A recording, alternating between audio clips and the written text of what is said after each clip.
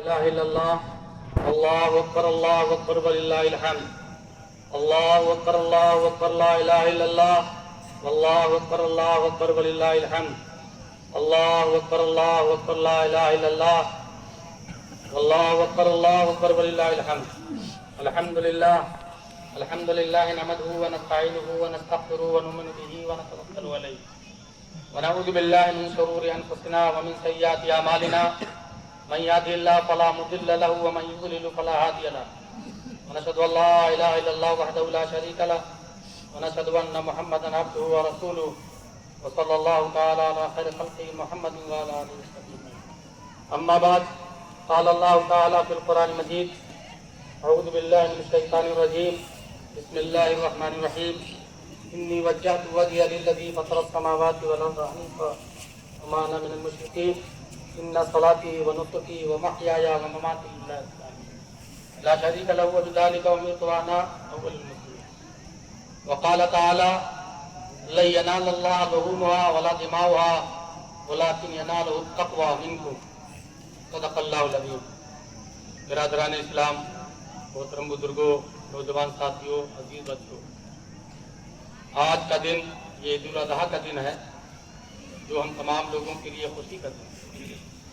عید الاضحیٰ کی نماز 2 رکعت ادا کرنے کے بعد ابھی ہم تمام لوگ حضرت ابراہیم علیہ السلام کی سنت ادا کریں گے.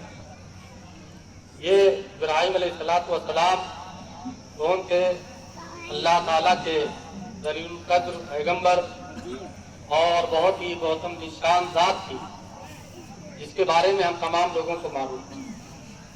حضرت ابراہیم علیہ السلام کی سیرت سے جو ہم کو سبق ملتا ہے اس سبق کو ہم تمام لوگوں کو یاد رکھنا ہے. ان کی تفصیلات، ان کی زبان حیات، ان کے حالات کو بیان کرنا اس مختصر وقت میں ممکن نہیں ہے. البتہ ان کی زندگی سے کیا سبق ملتا ہے وہ سبق حاصل کر کے ہم اپنی زندگی کے اندر اس کو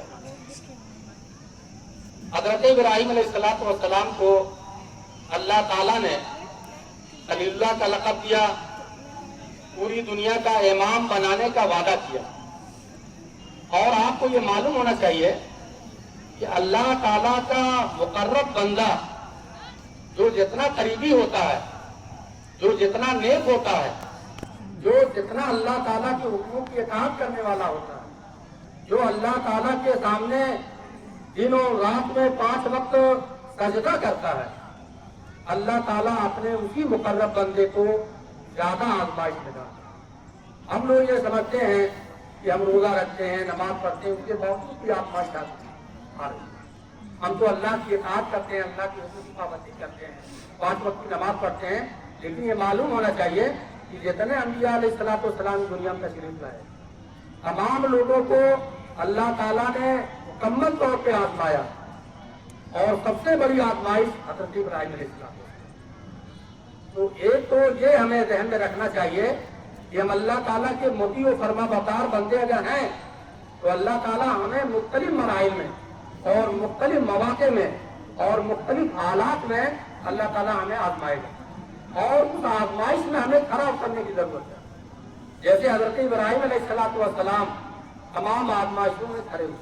دوسری بات کہ حضرت ابراہیم علیہ السلام جب اللہ کا پیغام لے کر اٹھے، توحید کا پیغام، تو دنیا کی کسی طاقت سے اور دنیا کے کسی شخص سے کوئی سمجھوتا نہیں کیا توحید کے معاملے میں. یہی معاملہ ہم مسلمانوں کا بھی ہونا چاہیے. جہاں توحید کا اور اسلام کا معاملہ آ جائے وہاں کسی سے کوئی سمجھوتا نہیں ہوتا. اس لیے کہ حضرت ابراہیم علیہ السلام اللہ تعالیٰ کی توحید اور اللہ تعالیٰ کے کلمے کو بلند کرنے کے لیے اپنے گھر بار کو چھوڑا، اپنے خاندان کو چھوڑا، اپنے ملک کو چھوڑا، اور حتیٰ کہ نمرود کی آگ میں اپنے آپ کو ڈالنا اور جانا گوارا کر لیا، لیکن اللہ کے پیغام سے انہوں نے انحراف نہیں کیا. تو ہم جہاں بھی جس حال میں بھی رہیں اپنے ملک میں توحید کے دامن کو مضبوطی کے ساتھ پکڑے رہیں، اور کوئی بھی آفت اور کوئی بھی مصیبت اور حالات کیسے بھی ہو، لیکن ہم اپنے اس کلمے سے توحید سے ہم کوئی سمجھوتا نہ کریں. حضرت ابراہیم علیہ السلام کو اللہ تعالیٰ نے مختلف آزمائشیں میں ڈالا.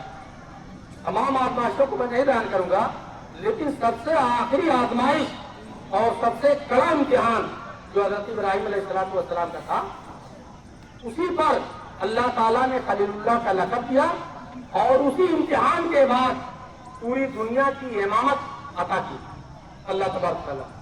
وہ امتحان کیا تھا؟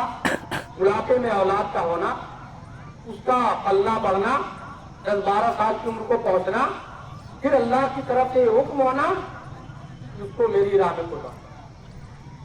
اور یہ خواب کے ذریعے اللہ تعالیٰ نے حکم دیا. آپ کو یہ معلوم ہونا چاہیے کہ نبیوں کا خواب وہی ہوتا ہے. اگر اللہ تعالیٰ کسی نبی کو کوئی خواب دکھاتا ہے تو اس کا کرنا ضروری ہوتا ہے. حضرت ابراہیم علیہ السلام اپنے خواب کا تذکرہ اپنے لقب جگر حضرت اسماعیل سے کرتے ہیں. حضرت اسماعیل وہ مطیع و فرما بردار بیٹا. ہم تمام نوجوانوں کو سبق لینا چاہیے. یہ خواب اور فرما برداری اتنی انتہا کو تھی. اسماعیل علیہ السلام نے جب خواب بیان کیا, یہ بیٹے میں تمہیں اللہ کی راہ میں ذبح کر رہا ہوں, اسماعیل علیہ السلام نے کہا کہ اے باپ, اگر اللہ کا حکم ہے تو بلا دریغ اس کی تعبیر کی. مجھ کو آپ قابل پائیں گے, صبر پائیں گے, میں اس سے انحراف نہیں کروں. چنانچہ چھری پھیر دی, لیکن اللہ تعالیٰ کو امتحان مقصود تھا. اسماعیل کی جان مقصود نہیں تھی. اس کی جگہ پہ دمبا کر دیا اور اس کو حضرت ابراہیم علیہ السلام. یہ قربانی جو حضرت ابراہیم علیہ السلام نے اللہ کی راہ میں پیش کی, یہی وہ قربانی ہے جو ہم لوگ پیش کرتے ہیں آج کے دن, اور 3 دن تک اس قربانی کا عمل جاری ہے. اس لیے ہمیشہ یہ واقعہ اور وہ جذبہ جو حضرت ابراہیم علیہ السلام اور حضرت اسماعیل علیہ السلام کا تھا, اس جذبے کو سامنے رکھنا چاہیے اور اپنی محبوب ترین چیز کو جیسے حضرت ابراہیم علیہ السلام نے قربان کر دیا. ہم بھی اللہ کی راہ میں اپنی محبوب سے محبوب ترین چیز جب اللہ کا حکم ہوگا قربان کر دیں گے.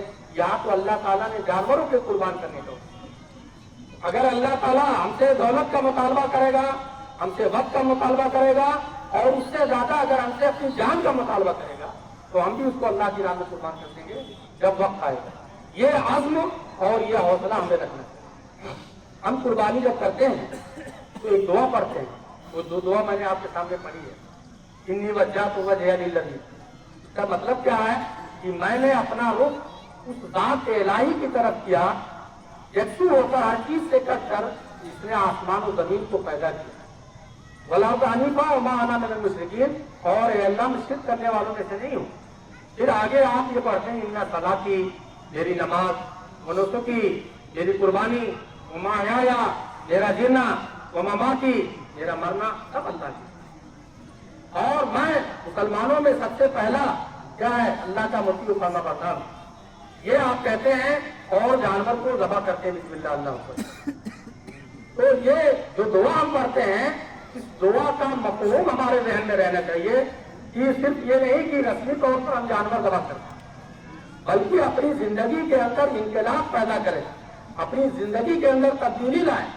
جیسے ہم نے رمضان کا روزہ رکھ کر اپنے اندر تبدیلی لاتے ہیں اور اپنی زندگی میں انقلاب پیدا کرتے ہیں, اپنے اندر تقویٰ پیدا کرتے ہیں, اسی طرح یہ قربانی کرتے وقت اپنی زندگی کے اندر تبدیلی ہمیں لانی چاہیے.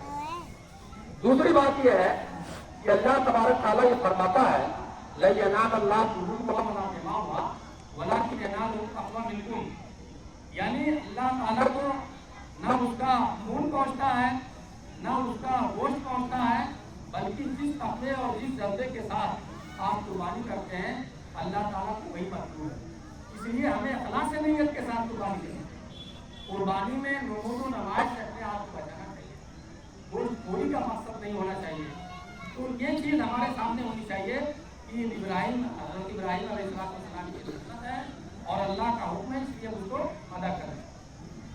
اور اس موقع پر جو چند ہدایات ہیں تمام لوگوں کو یاد رکھنی چاہیے.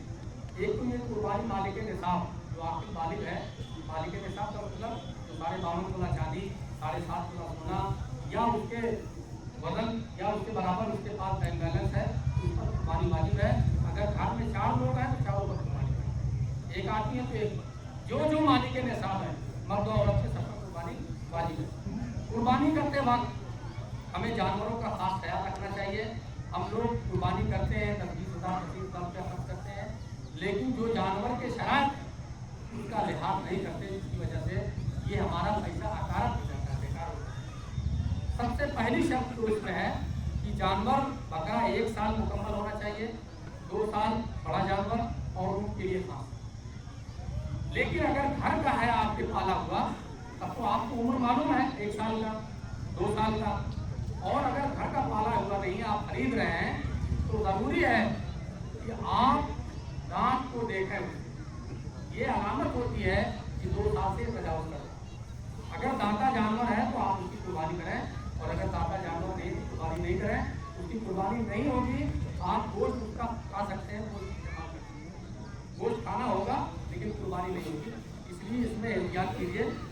दूसरी चीज़ है कि कुर्बानी का गोश्त आप 3 हिस्सा करके, एक हिस्सा गुरबा मसाकिन, एक हिस्सा इतो खारी, एक हिस्सा अपने लिए रखें। ये इसका अहतमाम होना चाहिए। और जो हुकूमत की गाइडलाइन है इस मौके पर, वो हम तमाम लोगों को इसका अहतमाम करना चाहिए। कुर्बानी का जानवर खुले में नहीं करना चाहिए, आड़ में करना चाहिए। दूसरी चीज़ ये है कि कुर्बानी के जानवर के जो बदला, जो फेंकने वाली चीज़ें हैं, उसको रास्तों में, गड्ढों में, तालाबों में ना फेंकें, बल्कि उसकी जगह बनाई गई है। हमारे गांव में प्रधान ने 2 जगह बनाई है, एक पश्चिम तरफ गड्ढा खुदवाया है, एक पूरा जंगल, और उसके लिए बाकायदा एक आदमी से मामला किया है, जो ठेले वाले से, जो भी जानवर अगर बड़ा है तो 100 रुपया आप उसको देंगे, और अगर बकरा की खाल है तो 20 रुपया आप देंगे। लेकिन ये रकम आप गरीब को जरूर दीजिएगा। ऐसा नहीं है कि आप लाद दें उसके तो पूरी गर्मी में और सख्ती में बेचारा ले जा देंगे और उसको पैसा न दें। ये हमदर्दी होगी उस गरीब की, इसलिए सब लोग फौरन पैसा उसी वक्त दें, ताकि उस दिली के साथ तमाम लोगों के जानवरों की खाल हो गई वहाँ जहाँ जगह लगी तो इसका इस्तेमाल करना चाहिए। इधर उधर ना फेंका, इसलिए कि गंदगी होगी, बदबू होगी, इससे तकलीफ आपको भी होगी, जो हमारे माशरे में गैर मुस्लिम है उनको होती है। इसलिए तकलीफ किसी को देना इस त्यौहार के मौके पर ठीक नहीं, मुनासिब नहीं, इसलिए इसके एहतमाम किया जाना चाहिए।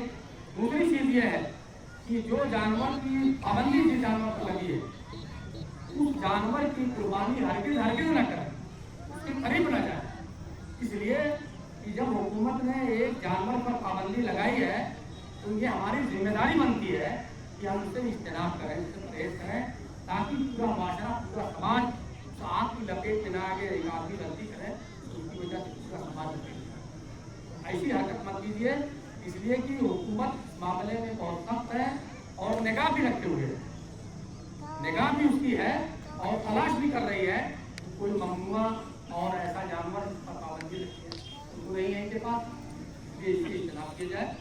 और आखिरी बात यह है कि कुर्बानी के दिन जो 3 दिन होते हैं, अभी नमाज के बाद कुर्बानी होगी, आज का दिन, रात पूरी, कल का दिन, फिर रात पूरी, फिर परसों का दिन गुरूब शम्स से पहले दिन।